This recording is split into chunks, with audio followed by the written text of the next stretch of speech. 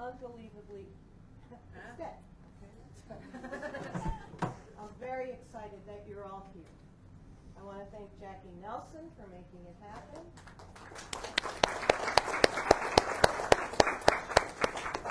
And this guy for coming on such short notice. And everybody here, thank you to all of you that came out. I have to do a little scripted thing. Otherwise, I'll just talk the whole time and you guys won't even get to Eric. So, the most important things, apologies again, you guys, you must be very, very popular because I can't put out chairs for you. I would love to, but it's a fire hazard. So, if we do have an emergency, calmly exit out the back or out the front here. If we can, we'll go all the way back out to the front door and exit through the front door.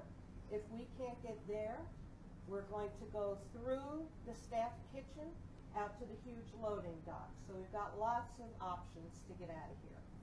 Now, I know that all of you noticed the big water bottle that we have. I don't want you stopping to put money in it in an emergency. I want you to stop and put money in it like when you're leaving after the program. That would be great. So thank you very much for being here. As we do before all of our programs, we respectfully acknowledge these lands to be the ancestral homelands of the Oneida Indian Nation. We thank the generations of Oneida people who have taken care of this land before us. We pay respect to the Oneida people, past, present, and future, and recognize their contributions to strengthening of this community and the region as a whole.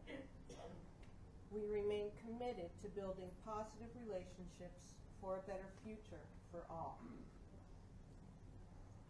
And I'm going to stick to the script because I really do go off. Tonight's program might be difficult for some Romans who experienced the worst of July 16th tornado. As many of us have seen through the years, our community has never failed to assist our neighbors in times of need. In most cases, there's an understandable reason and explanation for whatever those losses were. A fire, whatever. In the case of the tornado that roared off the barge canal in South Rome and wreaked havoc through our city until it finally dissipated after moving the B-52 off its foundation at Griffiths, it's a mystery. Why us? So here, to gain a better understanding of what happened, is Eric Gage. He's a storm tracker meteorologist on News Channel 2. He's going to present some photos and videos of the damage from the initial tornado touchdown here in Rome and when it ended up at Griffiths. He'll also talk about the radar imagery and why, on the fly, they were able to identify it as a tornado. Eric will also provide a deep dive into why we've been seeing so many tornadoes in New York this year. Eric was born in Cooperstown. He grew up locally in the New Berlin area and graduated from SUNY Oneonta with a bachelor's degree in meteorology and a minor in physics. He's a brainiac. At SUNY Oneonta, Eric primarily researched and forecasting lake effect precipitation, which we all know, as well as other winter weather phenomena. He also participated in both the Campus Meteorologist Club as well as the Broadcasting Club. When not forecasting, Eric enjoys sports, mainly football. He did not name a team. Vikings. And Buffalo. Buffalo's my second team. I was going to say, stop in New York. Cooking. Ooh, he can make a meal for all of us. Producing, mastering music, doing graphic design work, and enjoying the outdoors. So without further ado, thank you again, everybody, for being here tonight. Please welcome Eric.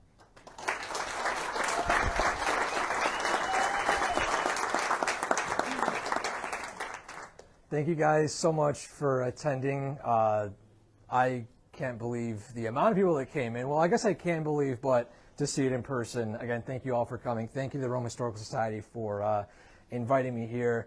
The presentation today, again, this is a very sensitive topic for some folks. In fact, a lot of folks that were directly impacted by this or indirectly impacted by this. So again, some of these images here, I'm going through the photos of the damage, and on top of showing the damage, I want to give a deeper understanding of how this tornado played out, the background in the radar imagery, how we were able to determine the radar confirmed tornado, and then on top of that, how they form and why we've been seeing so many this year, because there's a lot of speculation, a lot of mystery. You know, we see 28 tornadoes this year. Maybe there's a reason why, maybe there's not, who knows. So I'm going to go into a deep dive on that as well. But again, to start out, I'm going to talk about the Rome tornado. Now, before I get to the actual tornado, I want to give some background, the terminology. What are the different scales of damage in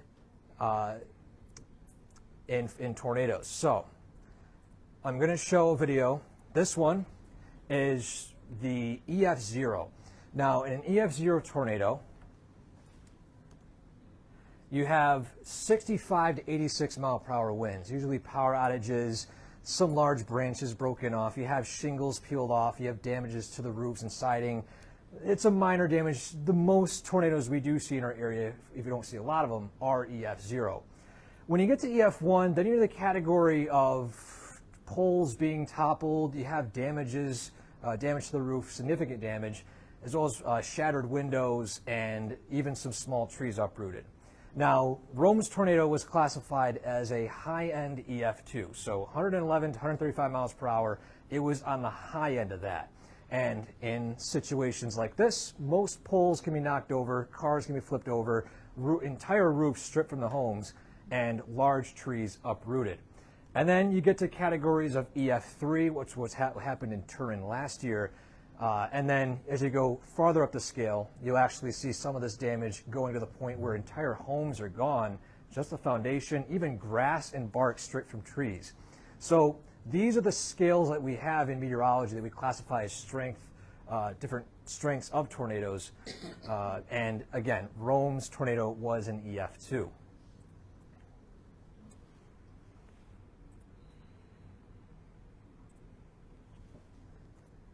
So let's start out with the track of the tornado. It started out, oh, bear with me, first time using a laser pointer, so I'm going to try to figure this out. So it started here, just outside of South Rome. It moved into South Rome, crossed 46 into West Dominic Street, continued through to the Triangle Park area, and then eventually ending at the base. Now, there are reports saying the tornado extended farther. That's as far as the official survey went. The Weather Service in Binghamton came all the way up from Binghamton to survey this. It took a whole day effort, and it takes a while for them to come back or to revisit damage like that. So it could have gone a bit farther out into Floyd, perhaps, but the official track is right here. And I'm going to start showing some of the pictures here. These are all photos sent in either from viewers, from the Weather Service, or photos that we took at our time in Rome. So let's start in the beginning. So it started out right around Muck Road, heading to South J Street, heading through Henry Street, and then continuing on through parts of the central Rome area. And when I start with the pictures here, so this is one of the first damage photos taken by the Weather Service in Binghamton. Now this is on Muck Road, EF0 damage. Some of the shingles on the roof were stripped. The garage door was pushed in, a few minor damage indicators on the house here. But when I show this, I want to emphasize the second picture, because this kind of paints a story about how quick this tornado intensified.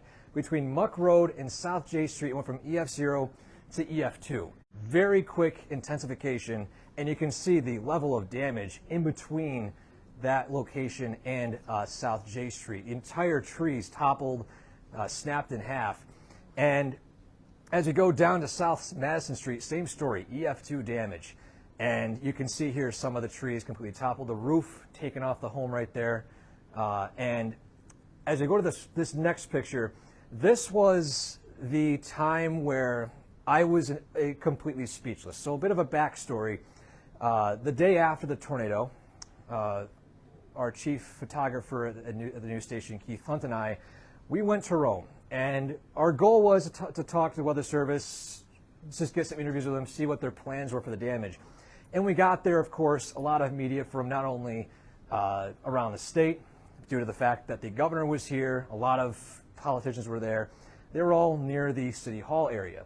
And one gentleman stopped by where we were and said, listen, there's a lot of attention here with the main area of Rome, but you need to head to South Rome. That's the worst damage was. And this was difficult because there was a lot of obstacles to get to South Rome. So we were trying our best to try to find ways to get to South Rome. Ended up getting there, and the video right here is when we finally went live, and you can actually see art photojournalist Keith Hunt in the background here taking video of it. And again, this was something that was, it left me speechless. Now, let's see if it loads up here.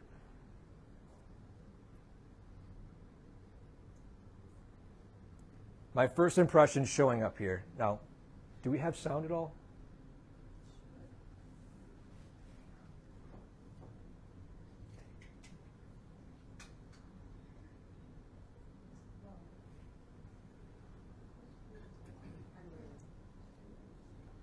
Yeah, so this is Henry Street, guys, and this was right after, the day after it happened.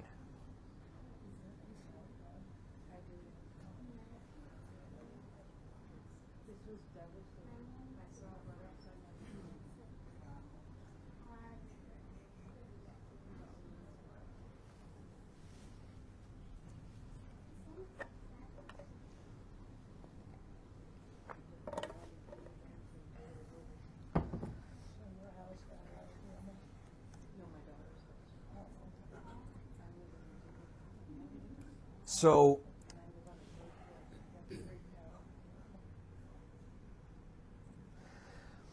with that video, the reason why to me it was very unsettling is the fact that this was the day after. We had no reports of the damage in South Rome. There was no power, there was no internet, there was no evidence that there was catastrophic damage in South Rome. So this is the first experience going down there, our first ability to live stream it to Facebook and show videos to all over the area saying this area was greatly affected. And this doesn't discount the fact that the rest of Rome got hit very hard, but I feel like South Rome definitely didn't get as much attention as it deserved with some of the media from both in the statewide, nationally. And you can see some of the damage here. The entire roof here ripped off, the home siding ripped off. Now, I'm not too familiar with the building here. I'm not sure in the state it was in when it was still standing, but the winds were enough to topple the bricks. This is on Ridge Street, EF2 damage as well. So this was still heading through South Rome. And then as we continued into the areas near North Washington Street and West Dominic Street, of course, that's where a lot of the pictures were originally taken. Of course, this one taken at Freedom Plaza, the sign completely bent sideways. That's some strong winds there. On top of that, this was one of the first, not the exact photo, but one of the first photos we got. That's my niece. It was? Yes. Was she okay? Yes. Okay, that's good. Yes, and I saw this photo, and this is one, my heart, because I was watching this radar live, and when I saw this photo, my heart sank because this means that this is the real deal. There is damage, there could be loss of life. This is a life-threatening situation, and we have to treat it as if it's a life-threatening situation. And if we zoom out to the drone view for a second, this is the path as you face South Rome. We go from, of course, heading from near West Dominic Street this way down to Henry Street, eventually South J Street, way down there. And you can just see the path, but also, even though you can see the path here, there was also damage on this side. So the wind was not isolated, and I'll explain why the wind was not isolated to one specific area in that zone. And then as you turned and faced the other direction, you can see the path of it continuing onward, and of course St. Mary's Church, and continuing onward through North Rome as well. One of the other photos taken at West Dominic Street, you can of course see the entire width. Thankfully no one was seriously hurt here. Well, one lady wound up in the hospital. Oh, she was? Where the hole is. Okay. Yeah, but she was just bruised, just waked up. Okay, that's good. Yeah. Yeah, when we got there, there was a lot of barriers where we weren't able to know who was hurt, who wasn't hurt, and so, but I'm glad that she wasn't seriously hurt. And you can see some of the winds here, crushed cars here, siding. Off picture here, there was a camper overturned sideways on West Dominic Street. I don't have the exact picture of it. We had it on our newscast, but and I did hear that they were injured, but thankfully they were okay, the drivers of that. And of course, the iconic photos that were taken were, of course, of St. Mary's Church, which is EF2 damage. And another one of the first photos I saw where this felt surreal to me. You know, when we talk about events like this, EF2 tornado ripping through central Rome, or just Rome in general, you don't think that to be something that would happen. You see these photos in news stories around the U.S. You don't picture this in your own backyard.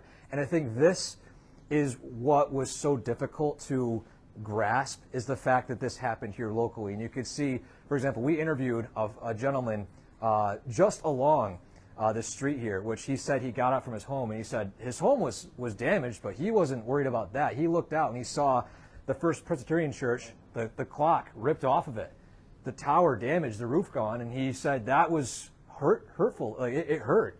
And to me, obviously, I never grew up in Rome to know that I woke up every day seeing this church, and now all of a sudden it's damaged. But again, this is something where these are iconic landmarks that you know and you see all the time. You never think that it could be damaged like that.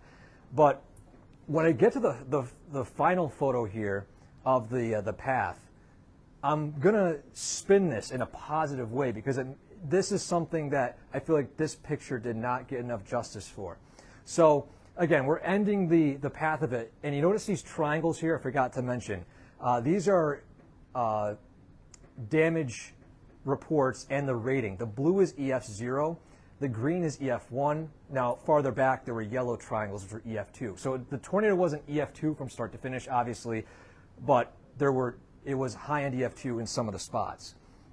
So this was East Thomas Street, EF1 damage, and the power lines were dropped. And as we were heading in that direction, I took a picture of this.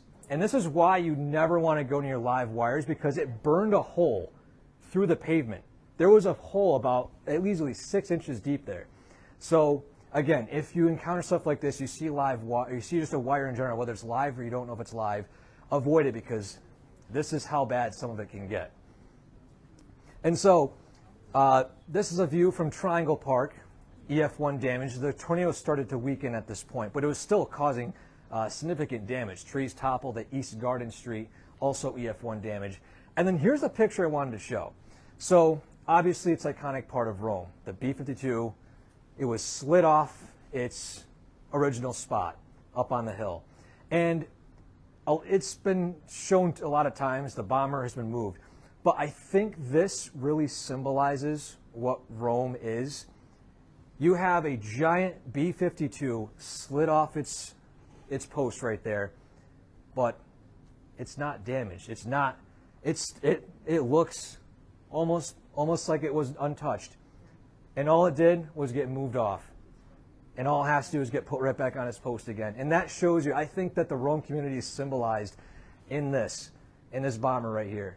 Yes, this was a devastating part for the community, but you look at the positive side, thankfully no one was hurt in this specific tornado. No one was killed in this tornado, I should say. And this is something that, yes, it's a major setback. It's hard to move a B-52 back on a hill like that, but it's possible.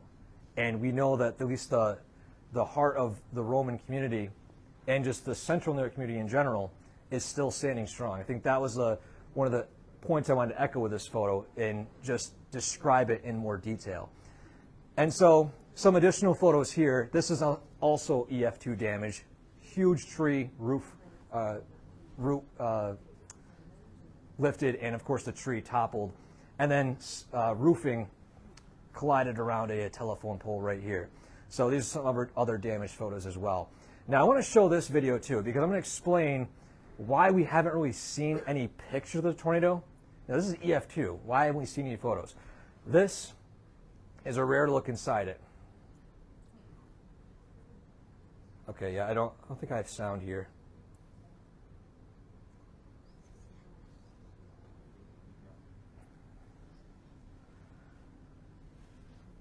So see if you can spot the tornado.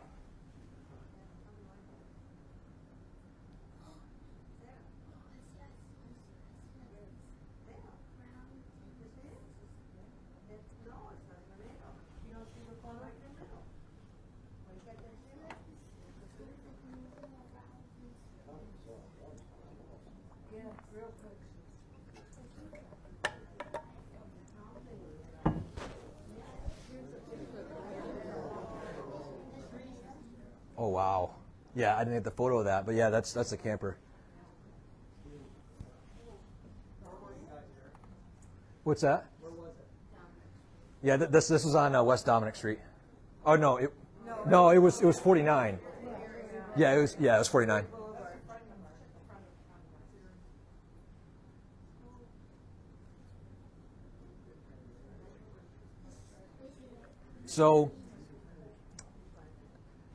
So, in case this probably wasn't obvious, it's very hard to spot it. This is a rain-wrapped tornado. This wasn't a tornado that was isolated that you could see from a few miles away. This is a tornado embedded in a line of storms, and I'll get to that in a second as to why this is different and why there was not a huge lead time with this, and why the warning popped up in some cases seconds before some of you even got to basements and whatnot.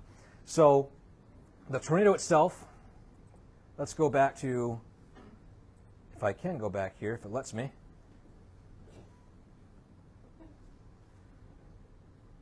Technology is not my friend today.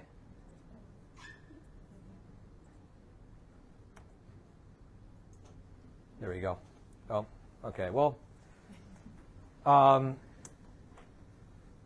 see if I can go back here.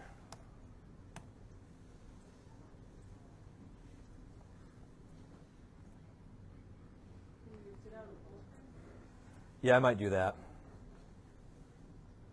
Okay, here we go.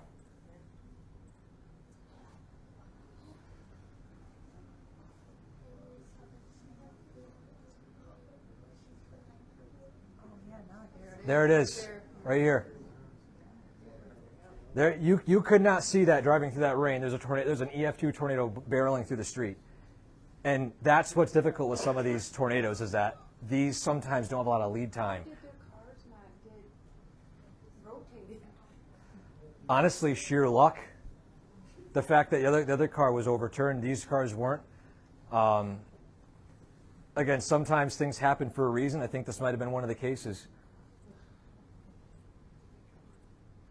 So let's see if I can pass by here. Okay, here we go.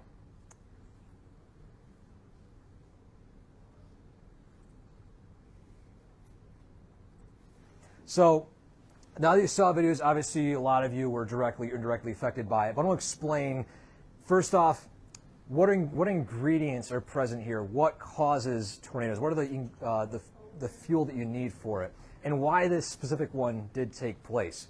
So, long story short, tornadoes are one of the most complicated things in meteorology. It's very difficult to explain in just a few short words, but I simplified it into at least 4 main terms that you can identify it as, because as you can see here, there's a lot of words here and spirals here and arrows and a lot of complicated stuff.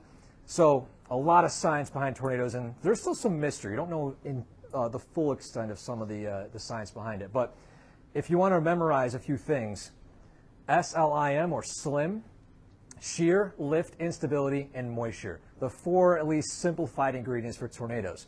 Now, you may have heard of shear, maybe not. It's a science term we use in meteorology. Basically, the winds change in speed and direction with altitude. So for example, near the surface, say you have a south wind at 10 miles per hour, 10 miles up, winds going east at 20 miles per hour, that's wind shear. The winds are rotating as they go up. So you have one ingredient. Secondly, you need a lift. The air is somewhere. You need something to push it. You need something to lift the air. If there's no mechanism to move it, it's not going to do anything. Thirdly is instability. So now that you're moving the air, is the air going to keep rising, or is it going to just stabilize and sink? Now think of it as you have a basketball and you push it down a hill. That's instability. That's where you have a parcel of air and it rises and it keeps rising. There's nothing to stop it. Stability is if you have a basketball and you push it up a hill. Once you stop pushing it, it goes back down again. That's stability. So that's the atmosphere just upside down. Then finally, you got moisture, which you need that for severe weather. It provides the fuel as well needed to produce heavier rain and eventually thunderstorms as well. So now let's dive into the conditions that were present when the Rome tornado occurred. So starting out with the S in SLIM, which is shear. This is 100 to 200 meters squared per second squared helicity. Fancy words of saying the winds were rotating in the atmosphere. You can see here, lots of green and blue. Normally in non-severe circumstances, you got more of these grays and light blue here. Now this wasn't a major, there wasn't a whole lot of shear, but there was enough to cause it. Secondly, lift. Approaching MCV, I'll talk about that in a second. Basically, there was a front moving through, and that front was taking that air and lifting it. So now you have a mechanism to lift that air. Then thirdly, we had instability. We had 80-degree temperatures, lots of sunshine. Sunshine adds to the instability. And then finally, you got moisture. 70-degree dew points, very humid air. It was a very humid day, very hot day, and all the ingredients were present there. You factor all that in. Now here is the forecasted zone with the highest potential for tornadoes. Of course, the Rome area is right in that brown region, 5 to 10% chance. This is one of the highest zones usually get. The highest we got here over this year was 10 to 15%, and I'll talk about that in a second.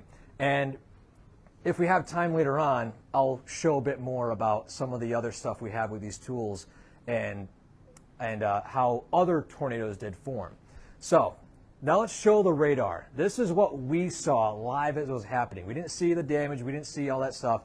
All we could see was the radar.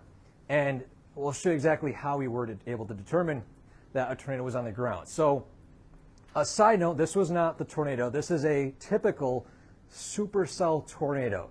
A textbook, if you look at the radar, what would a tornado look like? This is called a supercell, and notice this little hook here. Tornadoes usually located right around that hook. Matter of fact, this is a view of that a storm like that near the surface. You know, you got the rotating storm here, tornado, the rain right here, the rain right here, the sunshine, you're looking at it from this direction, looking that way. So that's what a typical tornado structure looks like. And you see these in like the Midwest where they have massive damaging tornadoes. So with that in mind, let's take a look at the radar imagery. Let's see if anything looks suspicious here. This was taken at 3:01 on the 16th. Now, this, to a person who's just looking at radar for the first time, you see rain, you see thunderstorms here. It doesn't look too ominous, but to meteorologists, we see this line here, especially this next imagery at 3:07, and we are scared. And the reason why we're scared is, if you can barely see it, there's some rotation. And this is not an isolated storm. This is embedded into a line. This is called a QLCS tornado setup, basically quasi-linear convective system setup, basically a line of storms. And with tornadoes embedded in these, there's so much rotation in the atmosphere, they're moving along that line, and they're just waiting to spin up. Right now, this is 3:07. There is no tornado warning for Rome right now. There are severe thunderstorm warnings. We know there's going to be damaging wind. We know that. We know a tornado might spin up, but we don't know for certain yet because they haven't spun up yet. They're just waiting. They're waiting for that right moment, and when they do, they're going to intensify quickly.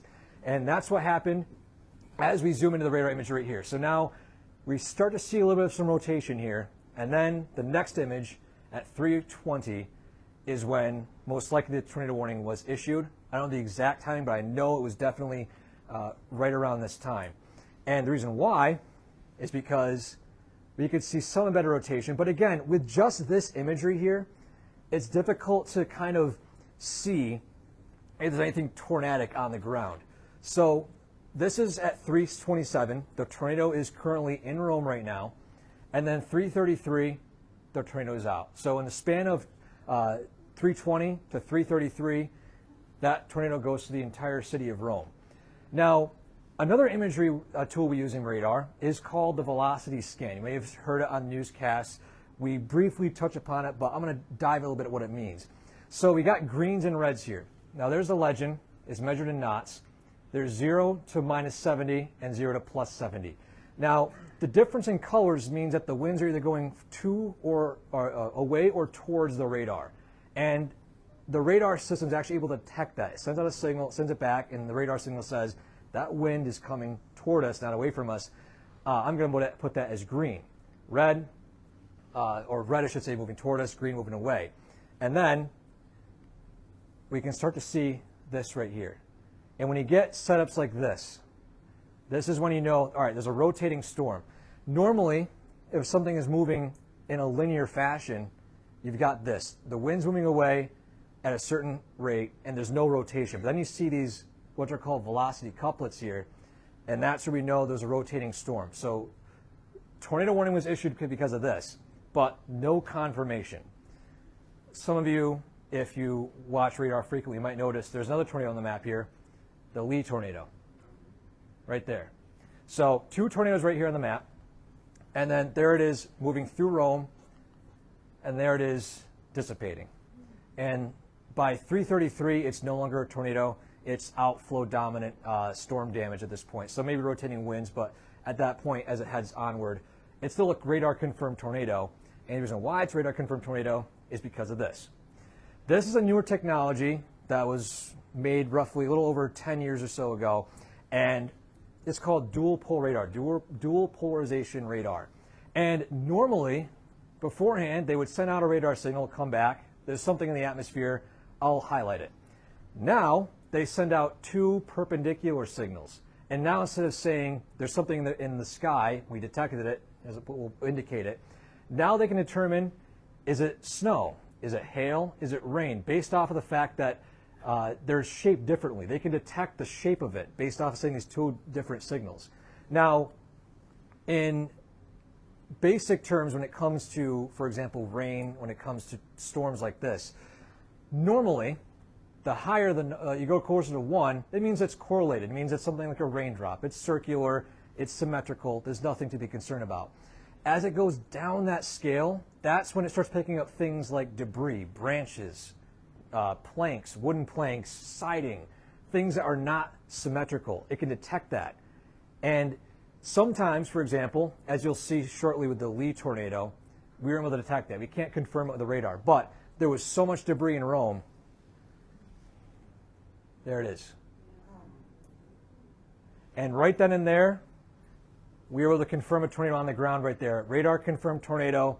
Everyone beyond there, of course, at this point, there was already a radar indicated tornado, not a confirmed one. So the warnings were already issued. But this is a confirmed tornado right here. And then at 3:33, the signal is almost all gone. But I'm going to isolate it to 10,000 feet here because you can see the circular indication of this right here. And when it comes to something like this, where sometimes we can't catch tornadoes because this is showing debris in the sky at 10,000 feet. Now, a backstory how radar works. It sends a signal out in the atmosphere, but it doesn't do it like horizontally. It sends it out as a slight angle upwards. So you go to a certain distance away, and anything near the surface is invisible, which, for example, those of you that know about the West Winfield tornado, it went unwarned because it was completely invisible on radar.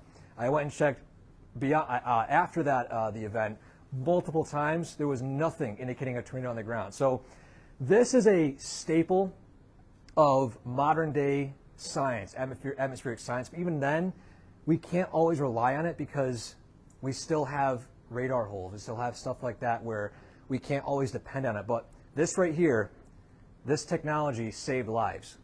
And this is something that we're happy that we have the ability to use versus not having that technology. So that was the path of the Rome tornado. And of course, you could see in the velocity of the radar tornado or the Lee tornado. But the question still looms, why has there been so many here in New York? 28 confirmed tornadoes across the state. So let's go through some of the list here. First off, something that might stick out to you is a February tornado in Broome County. And I'll mention the causes of that coming up in a few minutes.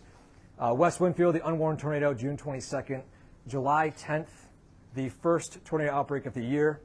Then July 15th, that caused some severe weather out to the west of us, mainly west of us. And then the culprit here, July 16th. This was the event that pretty much already broke the single month record for tornadoes in our state for July. You can see here the Rome 1 EF2, the strongest one. Unfortunately, though, someone in Canastota did pass away from the EF1 tornado, so this wasn't completely casualty-free with the systems this over the past few months. But you can see here just how many tornadoes, EF1, EF1, EF1, EF1, EF1. And these are something you don't usually see in central New York, a bunch of EF1 tornadoes. July 24th, even more of them. August, we had 3 tornadoes as well. And you factor in, here's the full map. And you look at a few of these icons here. Obviously, July, the red, almost follows somewhat of a path here. And August, completely uncorrelated. You have one up here in Buffalo, one up here in St. Lawrence County, then one down in Ulster County, one in June, and just a single one down here in February. Now, when I start talking about the causes, I'm going to start by mentioning that in science, correlation does not always equal causation. That's basically a fancy talk of saying, for example, people who eat ice cream also get sunburns, therefore ice cream causes sunburns. Well, not really. And that's what I'm trying to get at here, is that there is an indication that these tornadoes are look like they're forming a line, but this is also just for one month over the span of several days. And these are all different days as well. And on top of that, when it comes to the causes, the same methodology still holds. We can't just assume something based off of the fact that it correlates to it.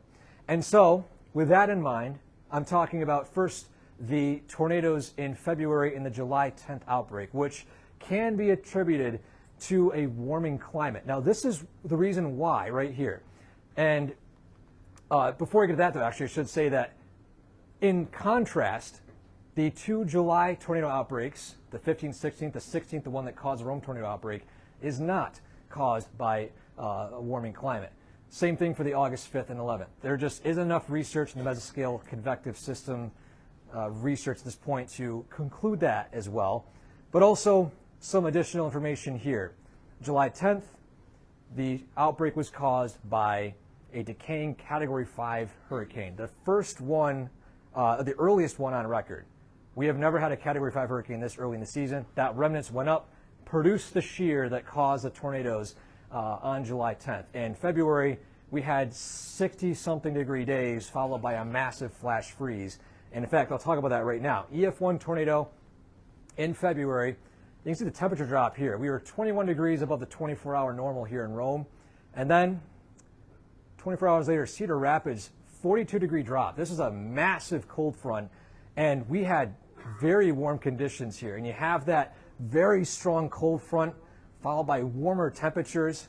And you produce the ingredients for a tornado like that.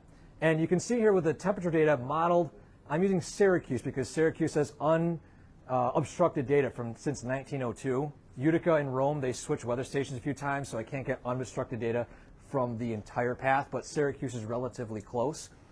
You can see here, massive, massive temperature increase the first part of February, massive drop. But overall, the trend of February and the entire winter was well above average. We have 20, 30 something degrees above average compared to even the normal trend right here, which is indicated by that red line.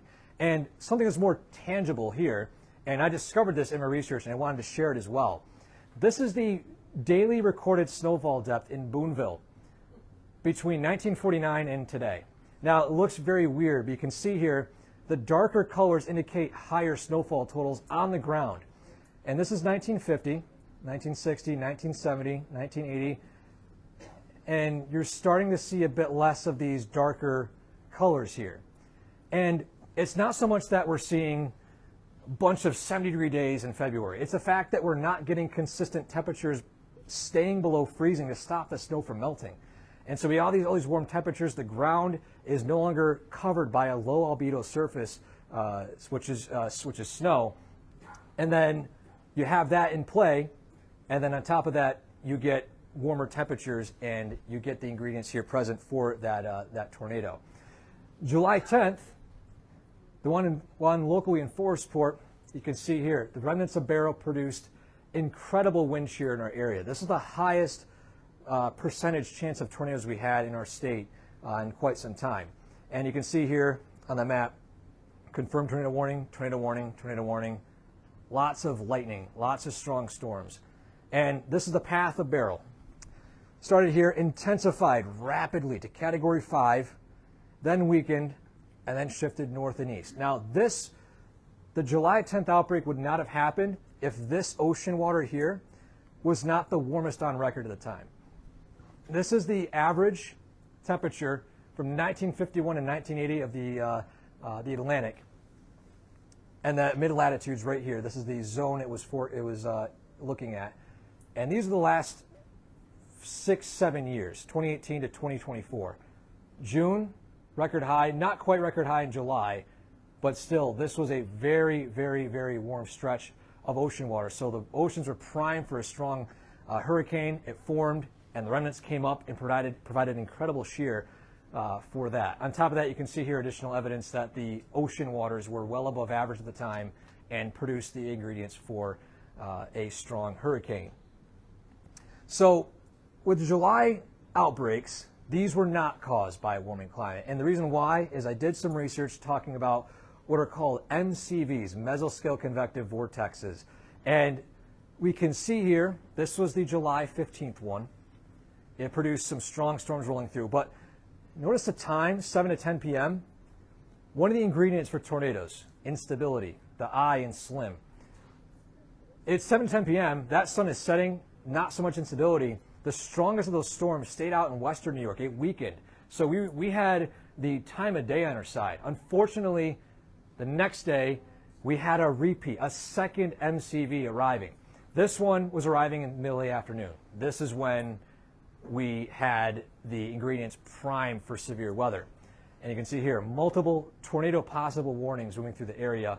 And this, you can see here, at this point was a radar or a considerable severe thunderstorm warning right here at 3:03.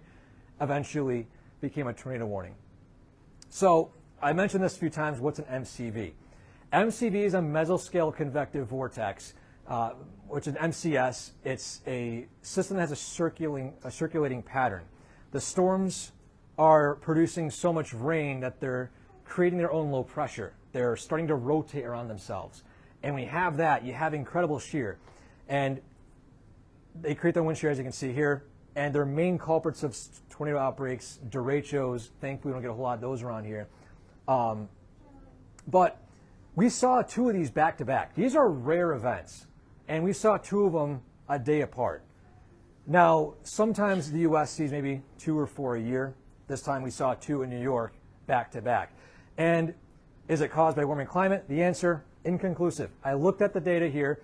There was a research paper done recently in 2024 that talked about if we were to increase the temperatures in New York State, if we're to increase the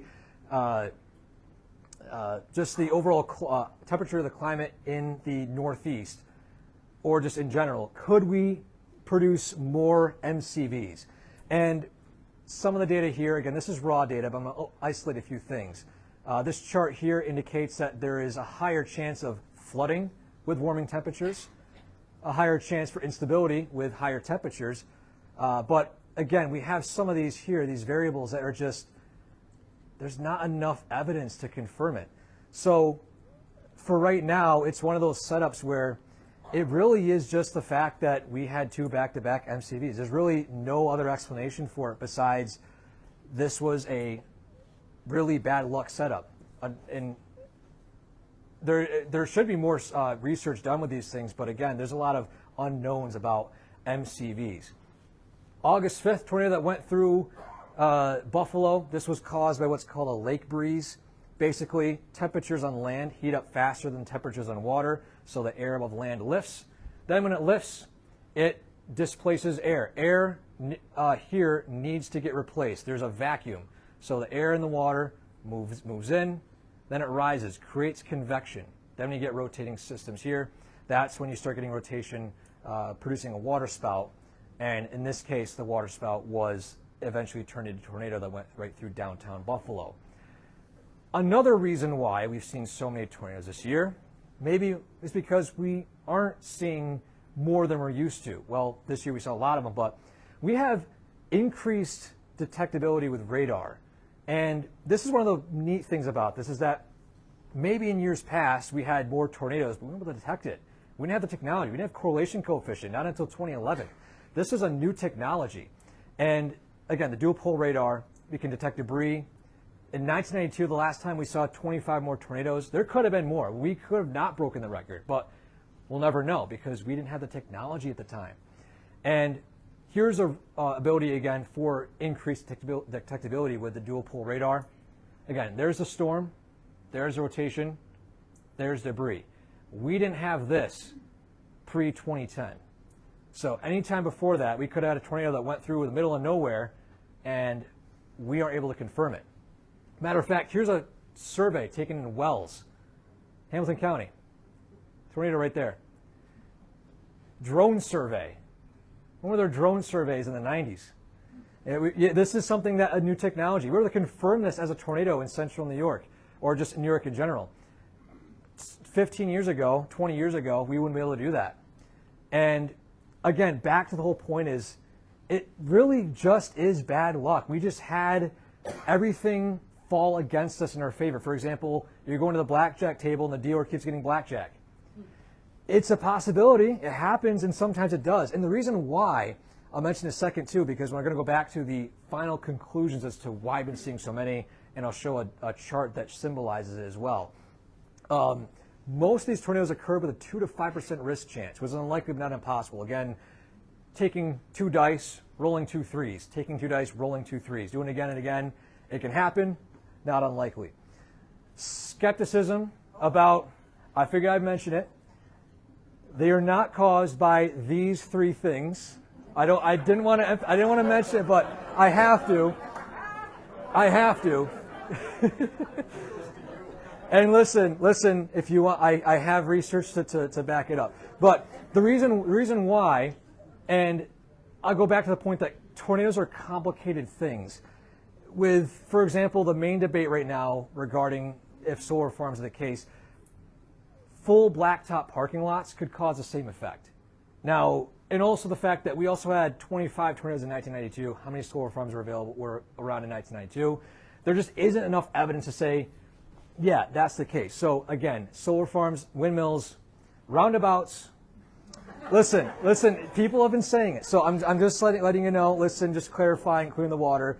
It's not something that's going on. But now let's go back to the list, and I'm going to do a quick explanation of each one. You can see here, 28th, strong flash freeze setup. There was actually a 0% chance for a tornado. It just spun up because there was so much strength in that cold front. 22nd, a stationary front setup, not atypical in central New York. It just went invisible with radar. So this is something that would happen any year. July 10th, Category 5 barrel remnants. This is the highest percent chance. Notice the numbers here. These are the percent chances of tornadoes. 0%, 2 to 5, 10 to 15. Those numbers right next to it. This would have happened if the Atlantic was not that warm. July 15th, MCV.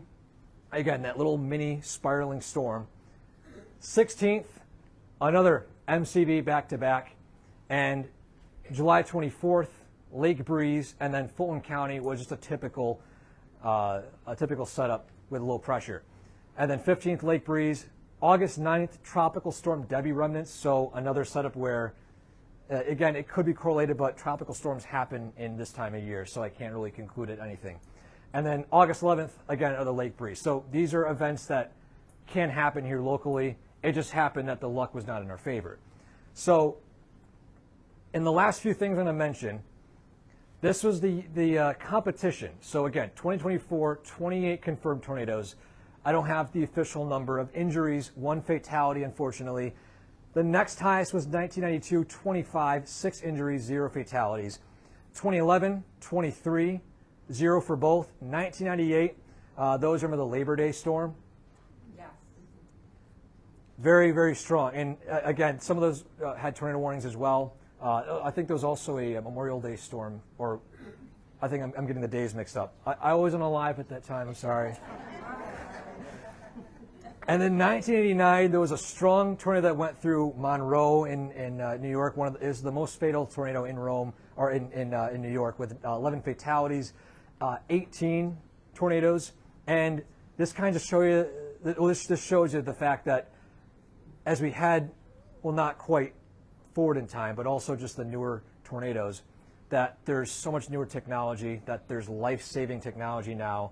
And again, it's our job. We don't issue the warnings. The National Weather Service does. They look at the radar 24/7. We also look at the radar. We'll also cut into TV and everything. We'll provide social media stuff. Things look like suspicious.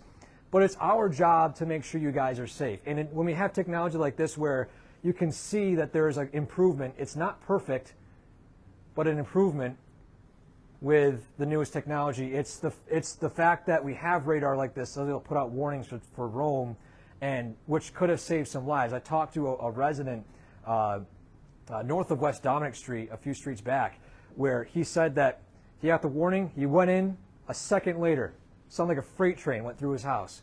He missed it by seconds. So again, a lot of this is very life-saving information that we're thankful to have at our disposal. So my final thoughts, this is just the overall what happened in New York State this year. So the summer and winter, having higher temperatures and humidity, and provided 2 of the 4 basic ingredients for tornadoes. We had warmer summer, a warmer winter, not quite very, very high above average summer, but again, it was very warm, very humid. Nothing record-breaking. The rest of the ingredients to fuel these tornadoes were just from bad luck and poor timing. This year is an extreme outlier. For example, I can zoom this up if you guys want. Matter of fact, I think I will, just to show you guys this chart here, because it might be hard to see for some of the folks in the back, but the brighter numbers here indicate the tornado warnings for each month of the year going back from 1985 onwards. And the last time we had this many tornadoes, again, 1998 in 1 month. The next time was in 2024. There's no trend. There's nothing that says this is getting worse. So for right now, there's nothing to me that screams out saying this is a trending situation where next year we're going to get a lot of tornadoes. To me, I don't think there's any conclusive evidence to say that next year's going to be bad. The rest of the year's going to be bad. We could have no more tornadoes the rest of the year. And then finally, this loads up. More advanced technology. So these are the 3 reasons why we've seen more tornadoes here locally in New York State. Bad luck, slight influence by warming climate, and then just better technology. So thank you all for coming to my talk.